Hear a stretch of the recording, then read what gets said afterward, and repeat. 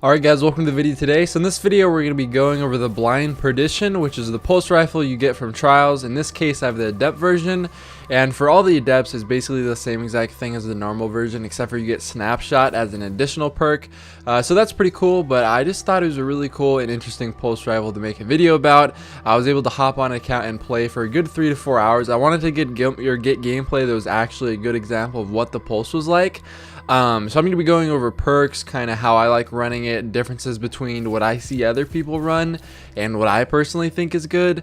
Just that whole sort of opinion based thing. But I hope you guys enjoyed the video, and let's quickly go over the perks. Alright, so we're going to go in my inventory and open up the pulse rifle. So we have CQB ballistics, smart drift control, and smooth ballistics, as well as a choice between hand-laid stock and small bore, another choice between high caliber rounds and hand-loaded, and the final choice between outlaw and counterbalance. The very first thing that stood out to me with this pulse rifle is how I went on Twitter, and when I was looking at people posting screenshots of, how they're talking about how amazing it is, when they're posting these screenshots, they're using a different setup that I'm using right now. So for the first 2 to 3 games, I was using the setup of ballistics and perks that they were running, and they're running small bore with high caliber rounds and counterbalance, which is what I was running as far as counterbalance goes. But I just found that when you have a pulse rifle that shoots as fast as this one does, and it doesn't have the greatest stability, the usability and the power of it goes way down. And with something like a pulse, range is obviously, no matter what the weapon you're using, is going to be an important stat. But when it comes to pulses, I think we're talking the same sort of scenario we have with hand cannons, where although range and stability are both good as individual perks, when it comes down to one single perk or one single stat increase that you want to have, for hand cannons you want to have rifled barrel, so you want to have a range increase. But for me, I feel like that stability increase is a really big deal. So for this, just specifically for this pulse rifle, I really like having more stability. Obviously you can run what you want. If you like having range a little bit more and it feels a little bit snappier on the target, then obviously you're more than welcome to do so.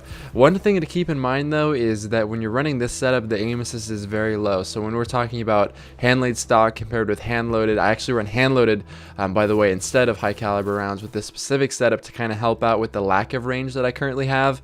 And range is the main factor that ties into aim assist, so you can't really see it on screen, but the aim assist is really low on this pulse when we're running this setup, so it's a little bit hard to hit people. And it's definitely, I feel like, out of all the pulses, one of the hardest to aim for me. And I've been using the Vendor Hawksaw for a very long time now, and I can definitely say that this one is a lot harder to aim than that one. But at the end of the day, you melt people super fast. Having that extra stability, I think, is the most important thing for me. So right now, my current combo that I'm running is hand laid stock with hand loaded and counterbalance. It just seems to be like the perfect solution for me. I run the middle ballistic as well. I don't know, stability for me is a huge thing. I'm going to show on screen right now the difference in recoil patterns between the two. It's a little bit hard to tell. In this image you're seeing, there's no actual recoil compensation, so when I'm shooting, that's what you're going to get on your screen. So I'm not pulling down on the trigger at all, and assuming most of you guys are pretty experienced players, you're probably going to have some sort of expertise when it comes to recoil management, so I'm sure everyone is going to do fine with it. But the consistency, I feel like the stability being maxed out is just really what sets us apart from other weapons. Just looking at footage of me shooting at a wall, I think it's pretty clear that the first one is a lot easier to manage. Obviously you get secondary perks, and the second one being more range and high caliber rounds, so a lot more flinch on your enemy when you're shooting them. But at this point, I just like the consistency and the feel that it has in my hands with maximum stability. Obviously there's going to be other effects in play when I'm not running that setup, like having high caliber rounds on, but for me, having that stability is definitely worth it. I hope you guys enjoy the video. I think the blind Perdition is a pretty standout legendary piece, especially for trials.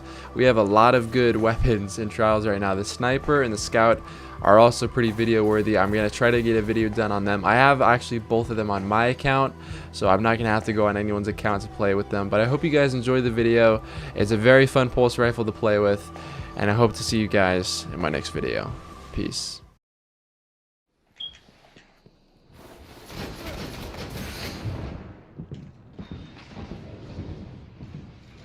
Oh my god, this guy actually got the res.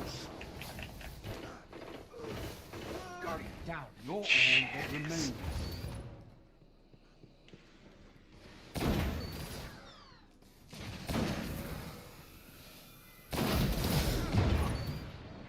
Nice.